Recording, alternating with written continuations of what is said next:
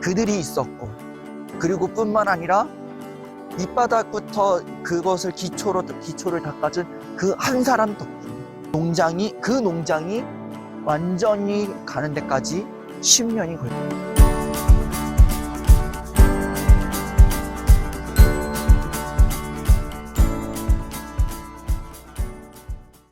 안녕하세요. 어쩌다 보니까 강연이 지금 두탕하고 있어요. 네. 여러분들에게 해드리지 못한 이야기들이 있어서 지금 이 야외에서, 그리고 뭐 산 중턱 어딘가 이 마련된 공원에서 여러분들과 함께 조금 이야기를 나누고자 오늘 이 야외에 나왔습니다. 제가 10월 달에 영화를 본 적이 있었습니다. 우리 포프리 대표님과 또 이제 포프리 대표님의 이제 인스타그램 친구분들과 함께 그 영화 보는 자리에 이제 초대를 받아서 이제 엄밀히 말하자면 제가 신청을 했지만 이제 그 자리에 초대를 받아서 이제 제가 영화를 보게 되었습니다. 제가 솔직히 영화를 그렇게 자주 보는 편은 아닙니다.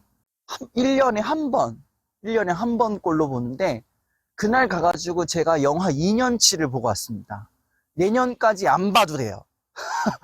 그 정도로 제가 영화를 진짜 많이 안 보는 편인데, 이번에 특별히 이렇게 자리가 또 마련되었고, 또 그 자리에 제가 이렇게 참석을 이렇게, 해도 될까요? 이렇게 이렇게, 질문을 드렸고, 그렇게 흔쾌히 수락을 해주셔서 제가 좋은 영화를 보고 왔습니다. 제가 그곳에서 영화 2편을 보고 왔는데, 그 영화 2편을 오늘 여러분들께 좀 추천을 드리려고 합니다. 제가 먼저 봤던 영화가 The Biggest Small Farm 이라는 영화예요. 영어로 하니까 잘 모르실 것 같은데, 한국어로 하면은 위대한 작은 농장이라는 영화입니다. 이 영화는 아직 미출시작이라고 합니다. 그 미개봉작을 제가 가서 보고 왔는데, 스포를 하면 안 되겠죠 이랬는데, 그냥 이렇게 하셔라 이렇게 말씀을 해주셔서 제가 영화의 내용을 조금 간략하게 말씀을 드릴 겁니다. 그리고 이 영화에 대한 이야기를 좀 하자면은, 이 영화가 이 하나의 농장이 만들어지는 그 순간부터 안정화에 접어드는 그 순간까지의 과정을 이렇게 담아놓은 다큐멘터리 영화입니다. 그러니까 이 굉장히 장기 프로젝트의 요소가 있는 영화죠. 그래서 이 하나의 농장이 어떻게 만들어졌고, 그 과정 가운데에서 겪었던 어려운 순간들, 그렇게 해서 어떻게 극복을 했고, 그리고 그 농장이 안정화에 접어드는 순간까지 그 과정을 담았습니다. 이 농장을 운영하는 사람은 부부입니다. 부부. 미국의 이제 이 두 부부가 이제 농장을 이제 이제 결혼을 하고 이제 농장을 만들고 싶다라는 꿈을 갖게 됩니다. 이 와이프가 꿈이 굉장히 야무져요. 뭐 이렇게 베란다에 이렇게 조그맣게 뭐 방울토마토도 심고 채소도 심고 여러 가지 하면서, 그러면서 나는 이렇게 큰 농장이 있었으면 좋겠어. 여기에서 과일나무도 심었으면 좋겠고, 동물들도 키웠으면 좋겠고, 이렇게 작물들도 키워가면서 나는 그렇게 농장 운영하면서 살고 싶어. 이렇게 했던 거예요. 근데 꿈은 참 원대한데 현실은 그렇지 않죠. 그 큰 농장을 운영하는 데에 어떠한 그만큼의 많은 사람도 필요하고, 함께 할 사람도 필요하고, 그 땅을 구입하는 데 돈도 들고 여러 가지 비용들이 많이 들어가요. 그러고 있다가 이제 하지 말까 하다가 이 남편이 이 유기견을 이렇게 방치해 놓은 집에서 한 마리의 강아지를 보게 됩니다. 그 한 마리의 강아지를 입양하게 되는데, 이 강아지의 치명적인 문제점이 있다면은 사람이 없으면 아파트인데 그렇게 지저댄대요. 그래서 이 아파트 주민들이 이 부부들을 이제 퇴거 조치를 시켰고, 이 퇴거 조치에 따라서 올컨이 잘 됐다. 우리 농장을 한번 만듭시다 해가지고 그렇게 해서 출발이 된 거예요. 그 과정에서 솔직히 이 농장을 어디서 해야 될지는 모르죠. 어디서 해야 될까 막 찾다가 캘리포니아의 이제 이 허허 벌판 땅, 아무것도 나지 않고 진짜 쩍쩍 마른 땅에, 거기에서 그 땅을 사서 내가 농장을 운영하겠다 해가지고 이제 그 땅을 사고 이제 농장을 어떻게 할지 계획을 하게 됩니다. 근데 이 농장을 계획하면서 같이 할 사람이 없는 거예요. 굉장히 첫 번째로 가장 중요한 건 같이 할 사람, 이 일을 함께 해줄 사람이 없는 거예요. 그래서 인터넷에서 이 농장을 함께 하실 분을 찾습니다. 도와주실 분 찾습니다 해서 그 한 분이 이제 도와주게 되고, 그 한 분은 이제 농장을 전문적으로 하신 분이니까 그 한 분에 의해서 이 농장이 이제 하나씩 이제 기초적인 자리가 생기게 되죠. 연못도 생기게 되고요. 또 이제 그 과일나무 과수원도 생기고, 농작물을 심을 수 있는 자그마한 그 밭도 생기고, 그리고 이 과정에서 이제 동물농장들, 오리 농장, 돼지 농장, 닭 농장, 여러 가지 농장들이 이렇게 생기게 돼요. 그렇게 해서, 이제는 모든 것을 다 들여왔으니 이제 다 끝났구나, 이렇게 생각을 할 텐데, 근데 여기에 이제 문제가 이제 터지게 됩니다. 어떤 문제가 터지게 되냐면은, 이 동물농장에 닭들, 특히 이 닭농장에 삭들이 그렇게 막 몰려오는 거예요. 그래서 닭을 200마리를 들여왔는데 죽어나가는 닭만 해도 한 번 보게 되면 막 20마리, 30마리 이렇게 되고요. 과수원 농장에 나무들, 이 새들이 와가지고 과일들을 다 쪼아먹기도 하고요. 들쥐들은 땅속에 숨어서 나무 뿌리를 갉아먹고요. 그리고 원체 땅이 이렇게 풀들이 잘 자라니까 풀을 비롯해서 이 작물들의 달팽이가 막 셀 수 없을 정도, 한 바구니 정도로 막 이렇게 달려있고요. 여러 가지 문제들이 터지는 거야. 근데 재미난 거는 이 문제가 하나의 문제를 해결하면 또 다른 문제가 터지고, 또 다른 문제가 터지면 이 문제를 해결하면 또 다른 문제가 터지고, 이런 식으로 계속 이 문제의 루틴이 계속 발생했던 거예요. 그리고 이 동물농장 문제가 해결되면은 가뭄이 와가지고 연못에서 막 물고기, 잉어들이 그 물 순환이 안 돼가지고 그 이물질을 먹다가 죽기도 하고요. 여러 가지로 문제들이 막 터져 나갔던 거예요. 이 농장주 입장에서는 굉장히 머리를 쥐어 싸매고 싶었겠죠. 이 일을 내가 왜 하고 있는 걸까? 이거 괜히 했구나라는 싶을 정도로 농장주 부부의 마음이 굉장히 타들어갔을 것 같아요.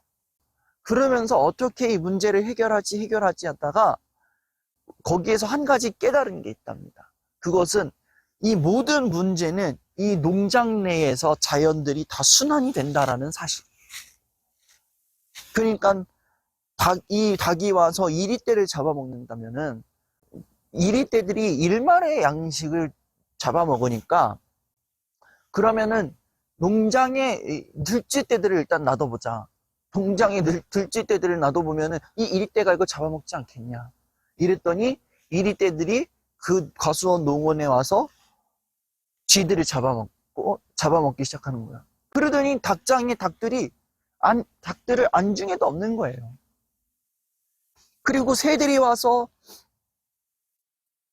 과수원에 있는 과일들을 다 쪼아먹고 그러면 상품의 가치가 떨어지잖아요. 팔 수가 없잖아요. 이것을 어떻게 할까 하다가 새의 최상위 포식자가 누구일까 볼까 하다가 이 농장주 부부가 부엉이, 올빼미를 딱 키운 거예요. 그 부엉이, 올빼미의 그 야밤에 이렇게 날아다니는 소리에 새들이 쫙 일순간 달아난다는 거죠. 그렇게 해서 과일들을 지키게 되고요. 작물들의 그 달팽이들 우글우글 거리는 거, 오리를 풀어놨더니 오리가 다 잡아먹게 돼요. 물이 순환이 안 돼서 죽어있는 물고기들, 비를 때 맞춰서 비가 싹 내려가니 이 연못의 고인물들이 자연스럽게 씻겨 나가면서 이 물들이 씻겨 나가게 되면서 이 물이 그냥 이 물이 또 다른 배수로를 통해서 흘러내려가는 이러한 순환을 하게 된다는 사실이에요. 저는 그렇게 해가지고 이 농장이 안정화의 안정화를 이루는 데까지 걸린 시간이 자그마치 10년이 걸렸다는 거예요.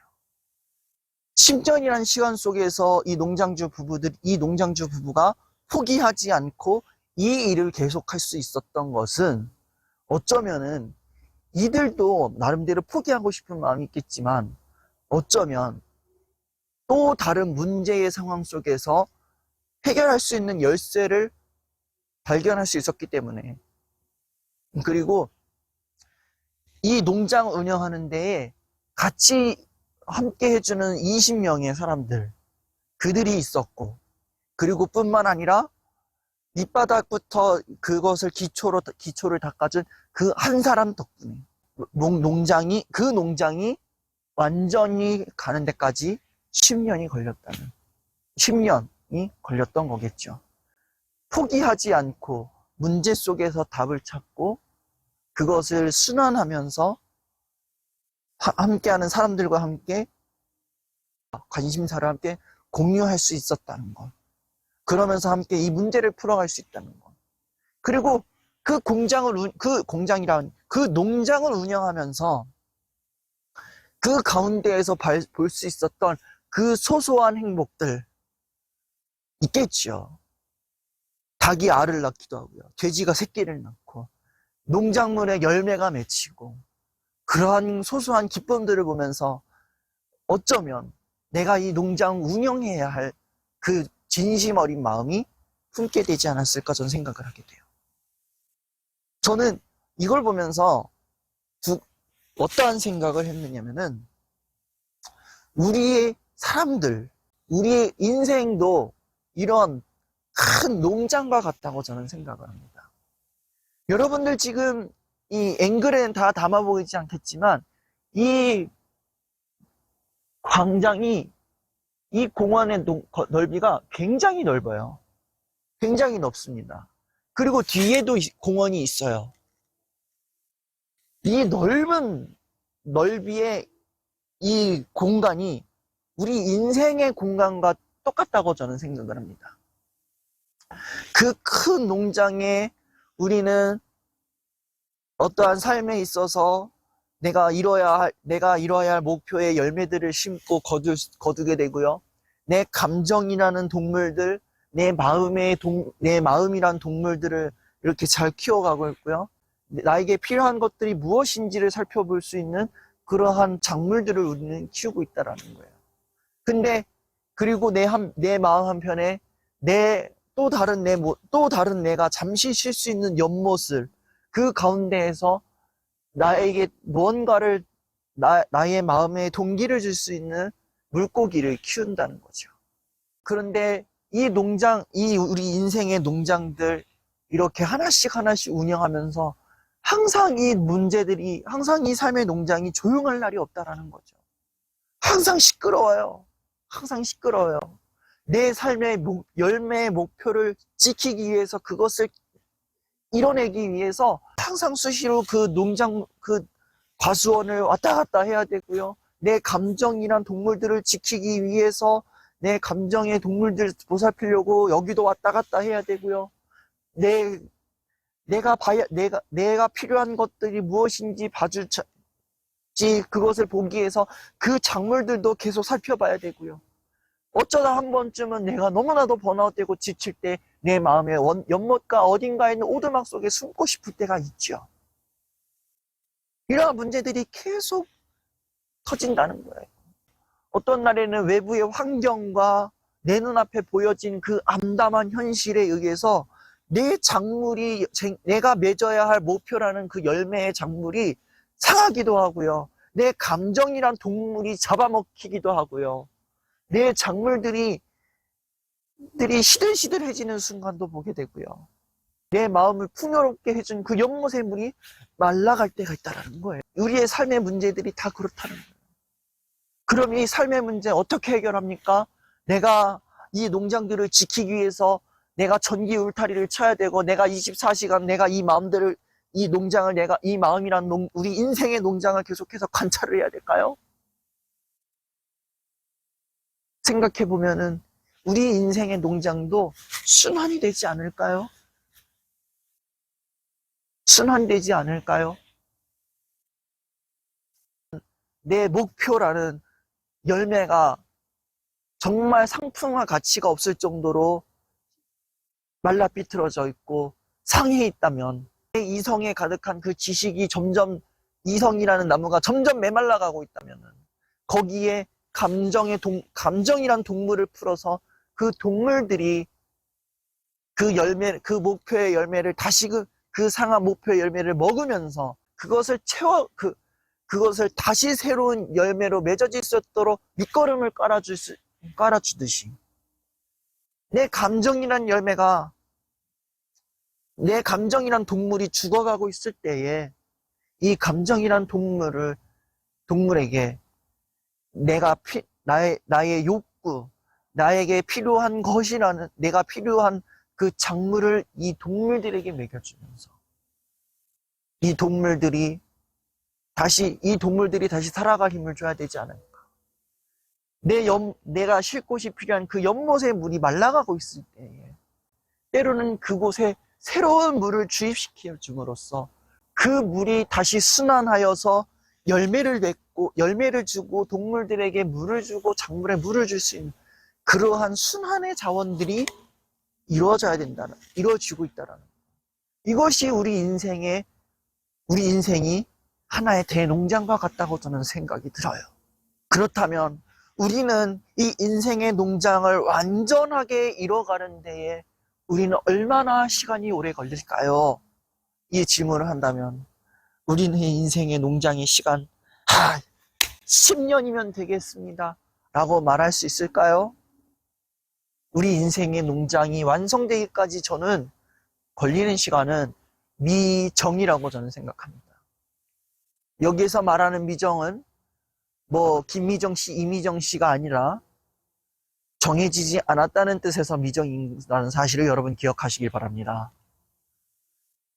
언제 내 인생의 농장이 완성될지 그것은 우리는 알 수 없어요. 얼마나 걸릴지 우리는 확신할 수 없습니다. 왜요? 우리의 인생은 항상 미완성이기 때문에 그래요.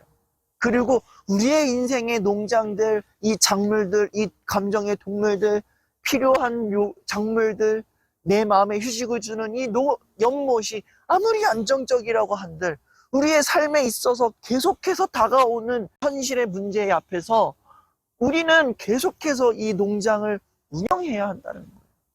언제 완성될지 몰라요. 언제 완성될지 모릅니다.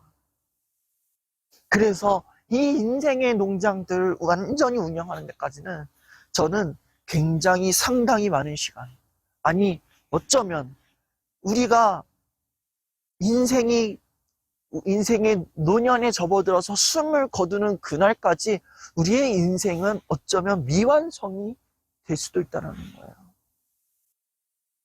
여러분, 인생이란 게 제가 28년 정도 살았지만 인생이란 게 참 쉽지 않아요. 지금 여러분 이 유튜브 강연하는 것도 여러분 솔직히 쉽지 않습니다. 강연이라는 카테고리가 그렇게 남들이 범접하기 쉬운 정도도 아니고요. 또 제 자체가 여타 강사처럼 대단한 스펙이 있는 것도 아니에요. 요 주댕이 하나로 그냥 먹고 사는 거예요.